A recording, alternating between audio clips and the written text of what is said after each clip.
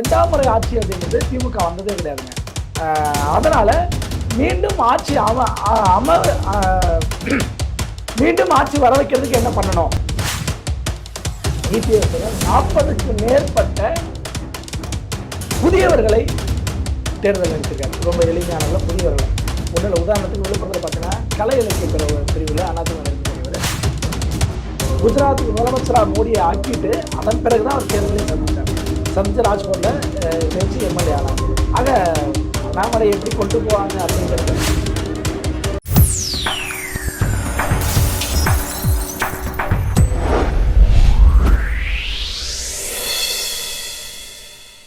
வணக்கம். Golden chance வழங்கும் அரசியல் களம். இன்றைய அரசியல் களம் நிகழ்ச்சியில் நம்மோடு இணைந்திருப்பவர் மூத்த பத்திரிகையாளர், அரசியல் விமர்சகர் திரு ராஜா ஸ்டாலின் அவர்கள். வணக்கம். வணக்கம் சார். இதுவரை திமுகவுக்கும் டெல்லிக்கும் தான் போட்டி அப்படின்னு சொல்லிட்டு இருந்தார் திரு ஸ்டாலின் அவர்கள்.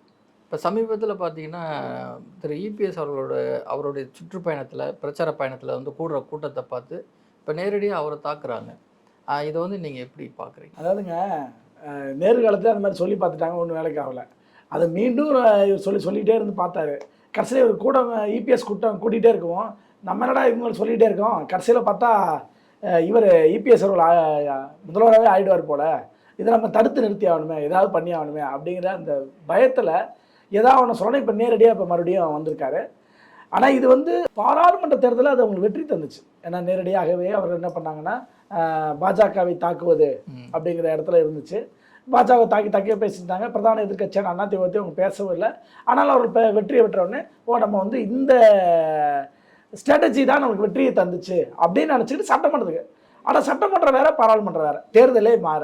அடுத்தது அப்போ பாஜக அதிமுக எதிர கட்சியாக இருந்தது. இப்போ ஒரு 2 கட்சி சேர்ந்து கூட்டணியில் ஒன்றாங்க வகிக்கிறாங்க. அப்படிங்கும்போது ஸ்ட்ராட்டஜி மாற்ற வேண்டிய அவசியம் இருக்குன்னு இப்போ தான் அவங்க உணர்றாங்க. ஆனால் இதில் எப்படி ஜெயிக்கிறது அப்படின்ட்டு, ஜெயிக்கிறதுக்கு மக்களுக்கு இந்த 5 ஆண்டுகள் எதாவது சேவை பண்ணியிருக்கணும்ல. ஒவ்வொரு தொகுதிகளிலும் ஒரு சேவை பண்ணியிருக்கணும். எதாவது பண்ணியிருக்காங்கன்னா அப்படி இல்லை. அதனால் ஒவ்வொரு தொகுதியிலுமே வேட்பாளர்களே நிறையா மாற்றிட்டு இருக்கிறாங்க. ஆல்ரெடி 3 தடவை 4 தடவை இருந்த எம்எல்ஏக்களுக்கே சீட்டு கொடுக்கல, திமுக காரர்களுக்கு. ஏன்னா அப்படி தான் ஒவ்வொரு விஷயம் நடந்துட்டுருக்கு. ஆக அந்த இடத்துல ஒரு தோல்வி பயம் அப்படிங்கிறது வந்துருச்சு. ஏன்னா வரலாறுலேயே ஒரு அதிமுக கட்சி தொடங்கினதுக்கு பிறகு 2வது முறை ஆட்சிங்கிறது திமுக வந்ததே கிடையாது. ஒரு முறை ஆட்சி அதோட முடிக்கணும். 2ஆம் முறை ஆட்சி அப்படிங்கிறது திமுக வந்ததே கிடையாதுங்க. அதனால் மீண்டும் ஆட்சி மீண்டும் ஆட்சி வர வைக்கிறதுக்கு என்ன பண்ணணும் அப்படின்னு அவர் பார்க்குறாரு. அப்படி என்ன பண்ணனா வரும் அப்படின்னு பார்த்தா அது எதுவுமே அவருக்கு பாசிட்டிவாக இல்லை. கூட்டணி பேருக்கு தான் 23 கட்சி 28 கட்சின்னு அவங்க சொல்லிக்கிறாங்க. ஆனால் அந்த 23 கட்சியில் ஓட் பேங்க் வச்சுருக்க கட்சி இது. ஒரு 5% ஓட் பேங்க் இருக்கிற கட்சி ஒன்றாவது இருக்கா அப்படின்னா இல்லை. ஏன்னா திருமாவளவன் அவர்களுக்கே 4.5 லட்சம் வாக்குகள் தான். அதுவும் ஒரு 6 தொகுதியில் போட்டிட்டு வாங்கியிருக்காரு. இப்போ அவர் கட்சி தொண்டர்களே அவரால் காம்ப்ரமைஸ் பண்ண முடியல. ஏன் காம்ப்ரமைஸ் பண்ண முடியலன்னா 6 தொகுதியில் போட்டியிட்டு 4 லட்சம் ஓட்டு வாங்கின திருமாவளவன் அவர்களுக்கு சீட்டு கொடுக்கல. அதிகமான 8 சீட்டுக்கு அவ்வளோ கஷ்டப்பட்டு வாங்கினாங்க. ஆனால் போன முறை கூட்டணியிலே இல்லை. திடீர்னு கடந்த 10 நாளைக்கு முன்னாடி சேர்ந்தாங்க தேமுதிக. அவர்கள் போட்டியிட்டது 60 தொகுதி. 60 தொகுதியில் போட்டியிட்டவங்களுக்கு கொடுத்த சீட்டு என்பது மொத்தம் 2 லட்சம் ஓட்டு தான். அவங்களுக்கு கொடுத்தது 10 சீட்டு, ஒரு எம்பி சீட்டு. அப்படிங்கும்போது தான் விடுதலை சிறுத்தைகள் கட்சிக்காரர்களுக்கு ஓஹோ இவங்க நம்ம முதுகில் சவாரி மட்டும்தான் போகணும்னு நினைக்கிறாங்க, நம்மளுக்கு ஏன்னா அந்த கட்சி மீண்டும் மீண்டும் பேசுகிறதே அரசியல் அதிகாரத்தை கைப்பற்று அப்படிங்கிறது தான். ஏன்னா அது அம்பேத்கர்கிட்ட அவர் தான் கொள்கை ஆசனம் அந்த கட்சிக்கு. அவர்கிட்டருந்து வந்தது அரசியல் அதிகாரத்தை எளியவர்களாம் கைப்பற்றணும் அப்படின்னு தொடர்ந்து போதிச்சுக்கிட்டே இருப்பாங்க. அப்போ அந்த போதனை அடிப்படையில் வளர்ந்த கட்சி, அந்த போதனை இவருமே திருமாவளவனும் திருப்பி பேசிட்டு இருப்பார். அவருமே இன்னைக்கு காம்ப்ரமைஸ் ஆகிட்ட இடத்துல இருக்காரு. அவருமே வருத்தம் இருக்கு. நான் சொல்லிட்டேன், நான் 2 சீட்டுக்கெலாம் நான் வருத்தப்படுறேன், வேதனைப்படுறேன், அப்படி உங்கள்கிட்ட கெஞ்சி கேட்கணுமா நான் அப்படின்லாம் பேசுகிறாரு. அப்படிங்கும்போது இது கட்சிக்காரர்கள் நேரடியாக பிரதிபலிக்குது. அப்போ நம்மளை திமுக என்பது பயன்படுத்திக்கிட்டு இருக்கு. அப்போ அவங்க என்ன நினைக்கிறாங்கன்னா அதிமுக நல்லா நம்மளுக்கு இருந்துச்சு. ஏன்னா 2001 கூட்டணியில் இருந்தாங்க.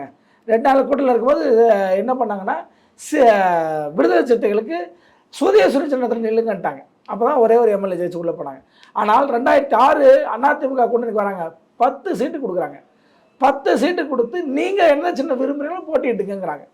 அப்போ 2 பேருக்குமான வித்தியாசம் தான். இதே தான் கம்யூனிஸ்ட் கட்சிகளுக்கும்.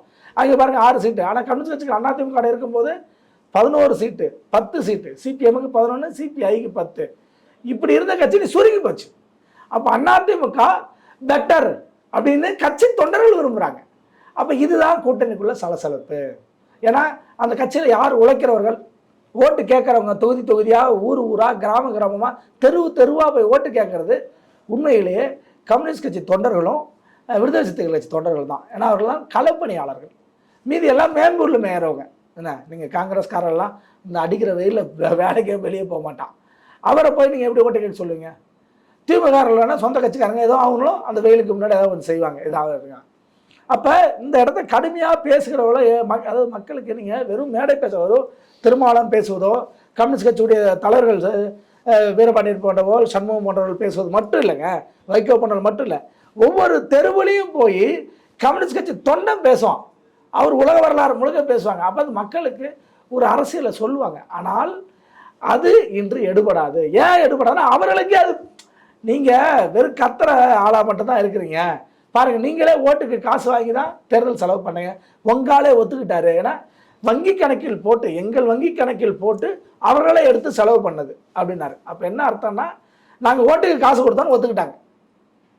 இப்போ இது மக்களுக்கு எடுபடுமா? அப்போ இது பொருந்தா கூட்டணி. இங்கே காங்கிரஸ் கட்சி எடப்பாடியை பேசுகிறாரு. என்ன சொல்கிறாரு? கேரளாவில் காங்கிரஸ் கட்சியும் கம்யூனிஸ்ட் கட்சியும் எதிர் கட்சி, ஆனால் தமிழ்நாட்டில் கூட்டணி. அப்படி ஏதாவது முரண்பட்ட கட்சி எங்கிட்ட இருக்கா சொல்லுங்கள். அதே மாதிரி இங்கே இருக்கோம், இதே கூட்டணி தான் பாண்டிச்சேரியில். இதே கூட்டணியில் என்ஆர் காங்கிரஸ் அங்கே வைக்குது, பாஜக அதில் அங்கே வைக்குது. அதே பாஜக அங்கே வைக்கிறதா நாங்களும் அங்கே வைக்கிறோம், அதிமுகவும் சொல்கிறாங்க. ஏன்னா இங்கே போல் பெருவாரியான சீட்டுகளை போட்டியிடல, குறைந்த சீட்டுகளை தான் போட்டிடுறாங்க. ஆனால் அந்த கூட்டணி தான் அங்கே வைக்கிறாங்க. ஆனால் திமுக அப்படியா? திமுக ஒரு கூட்டணியாக இருக்குது, காங்கிரஸ் கட்சி ஒரு கூட்டணியாக இருக்குது. இதான் அங்கே இருக்க நிலைமை.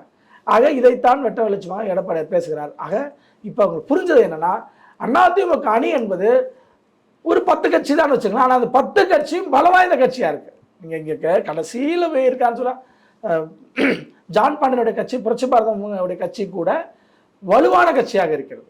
நீங்கள் பாஜக ஓட்டுங்கிறது காங்கிரஸை விட 3 மடங்கு கூடுதலாக ஓட்டு வாங்குற சக்தி இன்னைக்கு அவங்களுக்கு இருக்கு.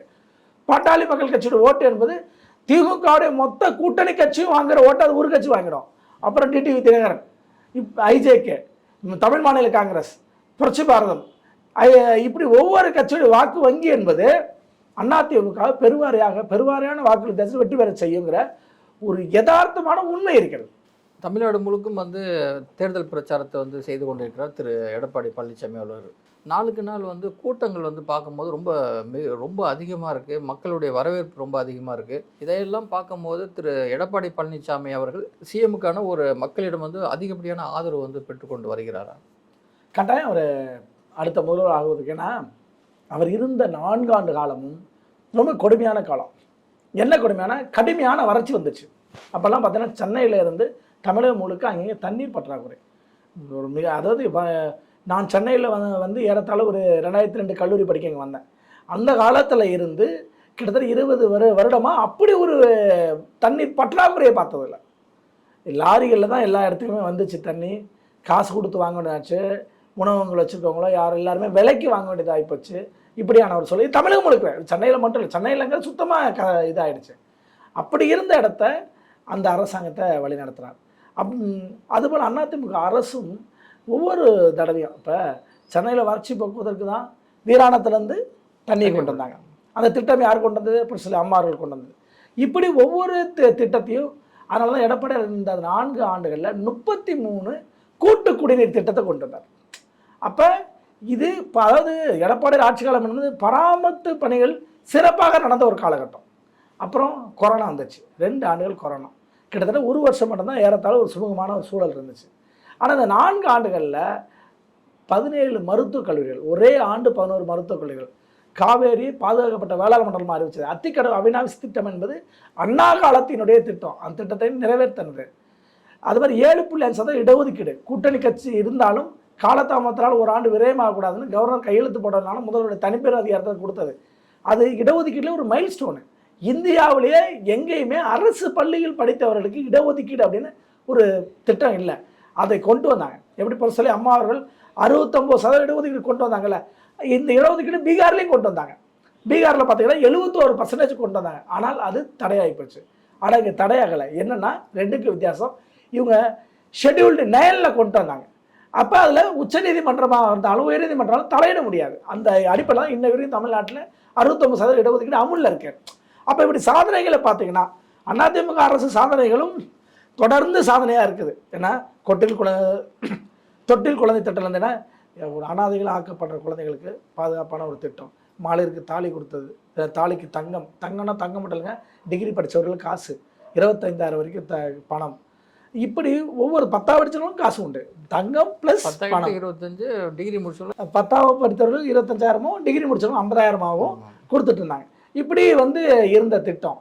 இப்படி ஒவ்வொரு திட்டங்களும் இன்னும் சொல்லப்போனால் கொஞ்சம் சின்ன பீரியடாக என்ன பண்ணாங்க, டிகிரி படிச்சு வேலையில்லா இளைஞர்களுக்கு ஒரு குறைஞ்ச தொகையாக ஒரு ஊக்கத்தொகை வந்துட்டு இருந்துச்சு அம்மா காலத்தில். அப்புறம் கொஞ்சம் நாள் நிறுத்திட்டாங்கன்னு வச்சுக்கலாம். இப்போ திமுக பெருமையாக சொல்கிற அந்த லேப்டாப் திட்டத்தை அம்மா தான் 2011 கொடுத்தாங்க. அப்போ 11வது 12வதுல ஓட்டு போடுற உரிமை கூட அந்த பள்ளி மாணவர்கள் கிடையாது. ஏன்னா அரசியலுக்காக அவங்க பண்ணலை. ஆதாயம், அதாவது மாணவர்கள் படிக்கணும் அப்படிங்கிறது தான் ஆதாய நோக்கம் கிடையாது. அதனால தான் அப்போல்லாம் மொபைல் ஃபோனு ஸ்மார்ட் ஃபோனே யார்ட்டையும் இல்லை. சாதாரண டச்சு ஃபோன் கூட நிறைய வீட்டில் இல்லைங்க அந்த ஆள். ஆனால் அவங்க வீட்டில் லேப்டாப் இருந்துச்சு. ஏன்னா அது பள்ளி மாணவர்கள் கொடுத்தது. ஆக இப்படியான திட்டங்களை கொண்டு வந்தோன்னே இந்த அரசை மீண்டும் வரணும், எடப்பாடியார் மீண்டும் முதலமைச்சர் ஆனார்னா மக்களுக்கு நல்ல திட்டங்கள் கிடைக்கும் அப்படிங்கிற அடிப்படையில் தான் கூட்டங்கள் கூடுவது. அதுதான். ஏன்னா நீங்கள் அம்மா உணவகத்தை போய் பாருங்கள், நீங்கள் 3 ரூபாய்க்கு சாப்பிட்லாம், 5 ரூபாய்க்கு ஒரு தக்காளி சாதம் லெமன் சாதம் சாப்பிட்லாம், 1 ரூபாய்க்கு இட்லி. யோசிச்சு பாருங்கள், ஒரு நாளைக்கு 15 ரூபாய் இருந்தால் வயிறு நிறையங்கிற ஒரு சூழல். அந்த நிலைமையை உருவாக்கி வச்சிருந்த அதிமுக அரசு இன்னைக்கு பேரளவுக்கு அங்கங்கே இருக்குது.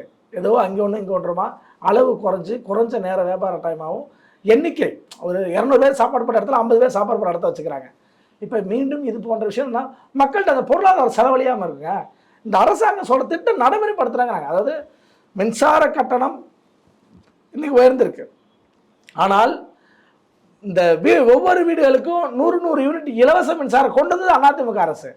ஆனால் இவங்க என்ன, மாதந்தோறும் மின்சார கட்டணம் எடுத்து உங்களுக்கு அந்த யூனிட் அளவு குறையும், அதனால் நீங்கள் கட்டுற பில் குறையினாங்க. ஆனால் அது நடைமுறைப்படுத்தலை. ஆனால் அதிமுக அரசு அப்படி இல்லை. அந்த 100 யூனிட் மின்சாரம் கொடுத்த அதிமுக அரசு. அப்போ அதிமுக அரசாங்கம் என்பது மக்களுக்கு செய்கிற அரசாங்கமாக இருக்கிறது. அதனால் மீண்டும் இந்த ஆட்சி வரணும்னு நினைக்கிறாங்க. அதுடைய பலனாக தான் எங்கெங்கே போனாலுமே அங்கே இபிஎஸ் அவர்கள் கூடுகிற கூட்டம் என்பது அதிமுக வெற்றியை உறுதிப்படுத்துது. அதே சமயத்தில் இது இப்படி கூட நான் கேள்வி கேட்கலான்னு நினைக்கிறேன். தோல்வி பயத்தில் திமுக, ஏறுமுகத்தில் அதிமுக அப்படின்னு நம்ம எடுத்துக்கலாமா? புரட்சித்தலைவி அம்மா எப்படி கடைபிடிச்சாங்கன்னு அது போல தான் தேர்தலில் கடைபிடிக்கிற பழக்கம். என்ன கடைபிடிக்கிறாருன்னு வச்சுக்கலாம், இபிஎஸ் அவர்கள் 40க்கு மேற்பட்ட புதியவர்களை தேர்தல் நடத்தியிருக்கார். ரொம்ப எளிமையானவர்களை, புதியவர்களை. ஒன்றும் இல்லை, உதாரணத்துக்கு விழுப்புரத்தில் பார்த்தீங்கன்னா கலை இலக்கிய பிரிவில் அதிமுகவில் இருக்கக்கூடியவர் ஒரு பாடகர், அவர் ஒரு பிரச்சகர். அவரை கூட்டு சீட்டு கொடுத்தாங்க. அவர் கோடிக்கணக்கான கோடிகளுக்கு அதிபதி கிடையாது, இப்படி நிறுத்திருக்காரு. இந்த மாதிரியான எளியவர்களை வேட்பாளராக நிறுத்தியிருக்காங்க. அப்புறம் வரலாறுலேயே பெண்கள் நிறுத்தியிருக்காங்க. அந்த பெண்களில் தலித் பெண்களை முதல்ல 11 பேரை வேட்பாளராக போட்டிருக்காரு அதிமுக. அது இப்போ நீங்கள் சத்யவாணி முத்து அந்த மாதிரி 1-2 ரெப்ரசன்டேஷனுக்கும் அதிகமான பேரை நிறுத்துவதற்கும் 2க்குமான வித்தியாசத்தை சொல்கிறேன். பெண்கள் அதிகாரத்துக்கு வர வேண்டும், பெண்கள் அதிகாரத்துக்கு வரணும். அதுலேயும் குறிப்பாக தலித் பெண்கள் வருவது என்பது மிகப்பெரிய அளவுக்கு ஒரு உந்து சக்தியாக தமிழகத்துக்கு மாறும் அப்படிங்கிறது தான் அவங்க சொல்கிறாங்க. இன்றைக்கும் பாருங்கள், மரகத குமரவேல் அவர்கள் தான் சென்னையில் அவ்வளோ கடுமையாக சென்னையில் 30 சட்டமன்றத்தில் தோல்வி அடைஞ்சாலும் ஆனால் மதுராந்தகத்தில் வெற்றி பெற்றாங்க. அப்போ அது போல தான். ஏன்னா அந்த வளர்ச்சி என்பது அந்த அளவுக்கு பயன்படும். அதனால தான் இவர்கள் எடப்பாடியார் அவர்கள் இந்த முறை அந்த மாதிரியான யுத்தியை கடைபிடிச்சாங்க. ஆனால் இதே திமுக என்ன பண்ணியிருக்கு, தொடர்ந்து சீட்டு கொடுத்துட்டு இருந்தவங்கள சீட்டு கொடுக்கல. உதாரணத்துக்கு இவர் எஸ்ஆர் ராஜா தொடர்ந்து இருந்தாருங்க. கிட்டத்தட்ட 15 ஆண்டுகள் இருந்தவர். நடுவில் ஒரு முறை தோத்தார், திருப்பி இருந்தார். 3 முறை எம்எல்ஏ. ஆனால் அவருக்கு சீட்டு மறுக்கப்பட்டிருக்கு. ஏன் மறுக்கப்பட்டிருக்கு? அவர் ஊழல் குற்றச்சாட்டு உள்ளவராக இருக்கிறார். போய் மதுரை மரமலை நகரில் ஒரு நிறுவனத்தில் போய் அவரே நேரடியாக மிரட்டி இது பண்ணுவார் இல்லையா, அந்த வீடியோ ஆடியோ வெளியே பெரிய சிக்கலை உண்டு படிச்சு அது போன்ற விஷயங்கள். இது பல ஆண்டுகளுக்கு முன்னாடியே, அது ஒரு 4-5 ஆண்டுகளுக்கு முன்னாடியே சொல்கிறேன், இந்த சட்டமன்ற தேர்தலில். அப்போ இப்படிப்பட்ட நபருக்கு எப்படி மீண்டும் சீட்டு அப்போ கொடுக்கல. அதுபோல் லால்குடி தொகுதி எடுத்துங்க, அது ஏறத்தாழ 10 ஆண்டுகளுக்கு மேலாக திமுகவின் வசம் இருக்கிற தொகுதியாக இருக்கு. ஏன்னா அமைச்சர் KN நேரு அந்த தொகுதியில் நின்று எம்எல்ஏவாக இருந்தவர். அவரே அப்புறம் விட்டுட்டு தான் அவர் திருச்சி மேற்குக்கு போயிட்டார். அந்த லால்குடி தொகுதியில் தொடர்ந்து 4 பீரியடாக, அதாவது 2006லேருந்து சவுந்தர பாண்டியன் அப்படிங்கிறவர், ஆனால் தொடர்ந்து வெற்றி பெற்றாலும் திமுகவை சேர்ந்தவர், ஆனால் தொகுதிக்கு ஒன்றும் பெருசாக செய்யலை. அவர் மீது ஒரு குற்றச்சாட்டு இருக்குது. அந்த ஊழல் குற்றச்சாட்டு இருக்கிற காரணத்தினால்தான் இந்த மாதிரி ஒரு சீட்டு இல்லை. இந்த இடத்த பாரி வள்ளல்னு ஒருத்தருக்கு சீட்டு கொடுத்தா திமுக கொடுத்துறேன். ஆனால் அந்த பாரி வள்ளல் வந்து உண்மையிலே வள்ளலா அப்படின்னு பார்க்கணும். ஆனால் உண்மையிலேயே அந்த இடத்துல வள்ளலா இருக்கிறது லீமா ரோஸ் அப்படின்னு அதிமுக வேட்பாளர். அதிமுக கழக மகளிர் அணியுடைய இணைச்சலாக இருக்கார். என்னென்னா, அவங்க கோயம்புத்தூர் மாநகராட்சிக்கு நான் 7 கோடி ரூபாய் நன்கொடை கொடுத்து ஒரு ஸ்மார்ட் பள்ளியாக மாற்றினாங்க. அதாவது கம்ப்யூட்டரு, நவீன கழிப்பறைகள், வகுப்பறைகள், இப்படி வந்து அதை ஸ்மார்ட்டாக மாற்றின விஷயங்களை அந்த 7 கோடி ரூபாய் மூலம் பண்ணி அந்த பள்ளி மிகப்பெரிய அளவுக்கு ஒரு முன்மாதிரி பள்ளியாக மாறுச்சு. கொரோனா காலத்தில் அவர்கள் கொடுத்த ஒரு நிதி உதவி, இதெல்லாம் வாலண்டரியாக அவங்க பண்ணதை சொல்லுறேன். ஒரு தனிநபராக நோய்வாய்ப்பட்டு யாராவது அவர்கள்ட்ட வந்தாங்கன்னா அவர்களுக்கு மருத்துவ உதவி செய்கிறது, இந்த மாதிரி பல்வேறு விஷயங்கள் செஞ்ச ஒரு மிகப்பெரிய ஒரு தொழிலதிபராக அவர் இருக்கார். அவர் அந்த பகுதியில் போட்டியிடுறாரு. அங்கே அவருடைய சார்ந்த சமூகம் வந்து இங்கே வலுவாக இருக்கிறது. ஏன்னா அங்கே வந்து ஏற்கனவே வந்து பாரிவேந்தர் போன்ற ஐஜேகே கட்சியுடைய தலைவர்லாம் இங்கே போட்டியிட்ட தொகுதி தான். அங்கே அவர் சார்ந்த சமூகமான உடையார் சமூகம் மிக பெருவாரியாக இருக்கக்கூடிய ஒரு சமூகமாக மிக்சட் பாப்புலேஷன் கூட ஒரு இடமா இருக்குது. இதுவரை இருந்த சவுந்தரராஜன் என்பது வேறொரு சமூகமாக இருந்தார். ஆனால் தொடர்ந்து அதிகாரத்தில் 20 ஆண்டுகள் இருந்தாலும் எதுவுமே செய்யலை.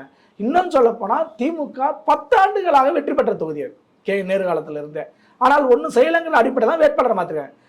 அப்போ இந்த மக்கள் என்ன பண்ணுவாங்க, நம்ம தொடர்ந்து திமுகவுக்கு வாக்களித்தோம், ஒன்றும் நடக்கலை, ஆனால் இந்த முறை நாம் திமுகவை தோற்கடிக்க வேணும். திமுக தோற்கடிப்பதன் மூலம் அதிமுக வெற்றி பெற செய்வதன் மூலம் இந்த தொகுதிக்கு நன்மை நடக்கும். ஏன்னா இந்த தொகுதி ஒரு முக்கியத்துவம் வாய்ந்த தொகுதி. என்னன்னா திருச்சிக்கும் அரியலூருக்கும் இடையில் இருக்கக்கூடிய ஒரு தொகுதி. இந்த தொகுதிங்கிறது மாநகரத்தோடு இணைஞ்ச இதாக இருந்தாலும் ஆனால் எந்த பெனிஃபிட்டும், ஏன்னா மிகப்பெரிய அளவுக்கு விவசாயம் முக்கிய இடமா இருக்குது.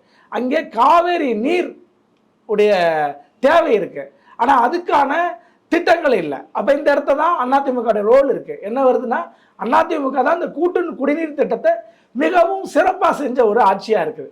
கடந்த எடப்பாடி ஆட்சி காலத்தில் 33 கூட்டு குடிநீர் திட்டம் செஞ்சாங்க. அப்போ அதிமுக ஆட்சி அமையும் போது, அதிமுக வேட்பாளர் வெற்றி பெறும்போது அப்போ நம்மளுக்கான இந்த விஷயங்கள் செய்யப்படும் அப்படின்னு அவங்க நினைக்கிறாங்க. அதன் அடிப்படையில் இவர் லீமா ரோஸ் அவர்கள் வலுவாக வெற்றி பெறுவதற்காக வாய்ப்பு உண்டு. இப்போ இப்படி தான் ஒவ்வொரு தொகுதியிலுமே அதிமுகவின் வெற்றி என்பது மிகவும் பிரகாசமாக இருக்கிறது. தமிழக பாஜகவுடைய வேட்பாளர் பட்டியல் வந்து வெளிவந்திருக்கு. அதில் முக்கியமாக எதிர்பார்க்கப்பட்ட திரு அண்ணாமலை வந்து பெயர் வந்து விடுபட்டிருக்கு. இல்லைன்னு சொல்கிறேன், இல்லை. அதில் ஆக்சுவலாக தமிழ்நாட்டின் எதிர்காலமே திரு அண்ணாமலை தான் அப்படின்னு சொல்லி இருந்த ஒரு சூழல் போய் இப்போ அண்ணாமலைக்கே ஒரு எதிர்காலம் இல்லை அப்படிங்கிற ஒரு கருத்தை அதை எடுத்துக்கலாமா இந்த வேட்பாளர் பட்டியலை பார்த்து? இல்லை, அது நம்ம அப்படி அந்த ஒரு இடத்துல அது பார்வையில் இருக்கணும்னு அவசியம் இல்லை. ஏன்னா தேசிய கட்சி வெவ்வேறு திட்டங்கள் போடும். இங்கே மாநிலத்தில் இருக்கிறவங்கள பிக் பண்ணி கொண்டு போய் அங்கே கொண்டு போய் மினிஸ்டர் ஆக்குவாங்க. அப்படி தான் நம்ம இன்றைக்கி இருக்கிற பாரத பிரதமர் மோடியை கூட நேரடியாகவே தேர்தலில் ஈடுபடாமல் குஜராத்துக்கு முதல்வராக்கி தான் அவர் வந்து ராஜ்கோட்டில் எம்எல்ஏ நிற்க வச்சு அப்புறம் குஜராத்துக்கு முதலமைச்சராக மோடியை ஆக்கிட்டு அதன் பிறகு தான் அவர் தேர்தலையும் சந்தித்து ராஜ்கோட்டில் ஜெயிச்சு எம்எல்ஏ ஆனார். ஆக அண்ணாமலை எப்படி கொண்டு போவாங்க அப்படிங்கிறது தெரியாது. திடீர்னு சென்ட்ரலில் கூட கொண்டு போகலாம், ஒரு தேசிய வாரியம் இதிலையாவது அவர் உறுப்பினராக போடலாம். இப்படி பல்வேறு விஷயங்கள் இப்போ நடக்கும். அதில் இது அப்படி பார்க்குறதுல தேர்தல் களத்தில் எது வெற்றி வாய்ப்பாக இருக்கும் அப்படின்றத இப்போ அவர் பெரும்பாலும் அதை எதிர்பார்த்து மொடக்குறிச்சி, கவுண்டம்பாளையம், அவினாசி இப்படிலாம் பேசுனாங்க. இங்கே எல்லாமே அதிமுக சிட்டிங் எம்எல்ஏவாக இருக்குது. கவுண்டம்பாளையம் அதிமுக எம்எல்ஏ, இது தொண்டாமுத்தூர், கவுண்டம்பாளையம் ரெண்டுமே அதிமுக சிட்டிங் எம்எல்ஏ. அப்போ தன் எம்எல்ஏ இருக்கிற தொகுதியை வந்து எப்படி அவங்க ஒதுக்க முடியும்? அது கோவை வடக்கு வரை கேட்டதாக சொல்கிறாங்க. வடக்கு அப்புறம் வானதி சீனிவாசன் இருக்கிறாங்க, அவங்க ஆல்ரெடி சிட்டிங் எம்எல்ஏ, அவங்கள மீறி கேட்குறாங்க. இப்படி வந்து அவர் கேட்குறாரோ இல்லையோ, அவர் கேட்டதாக புரளிகளை தானாகவே திமுக சார்ந்தவர்கள் ஊதி ஊதி அதை பெருசாக்குனாங்க. அந்த அடிப்படையில் தான் இருக்குது. ஆனால் என்னென்னா, கட்டாயம் இது வந்து தேர்தலில் மிகப்பெரிய அளவுக்கு பாஜக பலனடையக்கூடாது அப்படிங்கிறது சதித்திட்டத்தில் தான் திமுகவுடைய வேலை இருக்கிறத. ஏன்னா அந்தந்த பகுதியை சார்ந்தவர்கள் அங்கங்கே செல்வாக்காரர்கள் தான் போடுறாங்க. உங்களுக்கு திருவண்ணாமலையில் வேட்பாளராக போட்டிருக்கக்கூடிய ஏழுமலைங்கிறது திருவண்ணாமலையில் உண்மையிலேயே ஏவா வேலுவை தோற்கடிக்கக்கூடியவராக இருக்கார். அவர் அங்கே இருக்கக்கூடிய ஒரு தொழிலதிபர் தேர்தலை எதிர்கொள்ள தெரிந்தார். அந்த மண்ணை சேர்ந்தவர், வெளியிலேருந்து கொண்டு வந்து போடலை. குறைந்தபட்சம் கூட்டணியாக இருக்கும். இப்போ ஒருத்தர் விழுப்புரத்தில் இருக்காருன்னா அவர் விழுப்புரத்தில் இல்லைனாலும் விழுப்புரம் பக்கத்தில் விற்கிறான்ல செட்டு கொடுத்தா அவரால் மேனேஜ் பண்ண முடியும். அப்படி தான் பண்ணப்போ முருகானந்தம் வந்து நான் அந்த டெல்டா மாவட்டம் தஞ்சாவூரில் செட்டு கொடுத்துறாங்க. அவரால் தஞ்சாவூரில் அவரால் பரிச்சயம் பெற்றவராக இருப்பார். அப்படி தான் இப்போ திருவண்ணாமலையில் ஏவாவில் எதிர்த்து நிற்கக்கூடிய பாஜகவின் வேட்பாளர், அதிமுகவுடைய அணியுடைய வேட்பாளர் யாருன்னா ஏழுமலை அவர்கள். அப்போ ஏழுமலை அவர்கள் மிகவும் வலுவாக போட்டியிடக்கூடியவர், அந்த மண்ணின் மைந்தராக இருக்கக்கூடியவர். அப்போ இது ஏவாவேலு அவர்களுக்கு வேற, இப்போ வெளியிலேருந்து கொண்டு வந்து யாராவது ஒருத்தர் வேட்பாளர் போட்டிருந்தான், ஒரு அசோத்தமன் மாதிரியான அடிக்கடி பேசப்பட்ட, இப்போ அண்ணாமலை மாதிரி அசோத்தமனா திருவண்ணாமலையில் நிறுத்துவாங்கன்னு பேசப்பட்டுச்சு. அப்போ அசோத்தமனை போட்டிருந்தா அவர் வெளியூர்காரராக மாதிரி இருப்பார், மக்களுக்கு போய் உள்ளூர்காரனும் செல்வாக்கு இருக்கும். ஆனால் இதை உதாரணத்துக்கு சொல்லணும்னா உளுந்தூர்பேட்டையில் விஜயகாந்த் வந்து நிற்கும் போது விஜயகாந்த் 2வது இடம் கூட வரல, 3வது இடம் தான் வந்தார். உள்ளூர்காரர்களாக இருந்த குமரகுருவும் இவர் இந்த வசந்தவேலு தான் ஜெயிச்சாங்க. அப்போ அதுபோல் ஒரு வலுவான வெற்றியை பெறுவதற்கு அவர்கள் வந்து உள்ளூர்காரராக இருக்கிறது நல்லதாக இருக்கும். அப்போ அந்த அடிப்படையில் நல்ல செலெக்ஷன். அப்போ இப்போ வந்திருக்க வேட்பாளர் பட்டியல் உண்மையிலே அந்த 27 பேருமே அந்தந்த பகுதியில் செல்வாக்கு நிறைந்தவர்களாக இருக்கிறார்கள். இன்னும் சொல்லப்போனால் அதுக்கு பொருத்தமானவர்களாக இருக்கிறாங்க. இப்போ பாஜக வேட்பாளர் பட்டியலுமே 5 பெண்களை வேட்பாளரை போட்டிருக்காரு. என்ன அப்போ நீங்கள் அந்த பெண்களுக்கான முன்னுரிமை பாருங்கள். 27 பேரில் 5ங்கிறது வந்துருச்சு இல்லையா? இப்போ அதிமுகவில் ஆல்ரெடி பெண்கள் பட்டியல் இருக்குது. அப்போ அந்த அணியே பார்த்தீங்கன்னா ஒரு இவங்க திமுக பேசுகிறாங்க சமூகநீதின்னு, உண்மையிலேயே சமூகநீதி கொண்ட ஒரு இதாக இன்றைக்கி அந்த பட்டியல் வந்துருக்கு. மிக்க நன்றிங்க.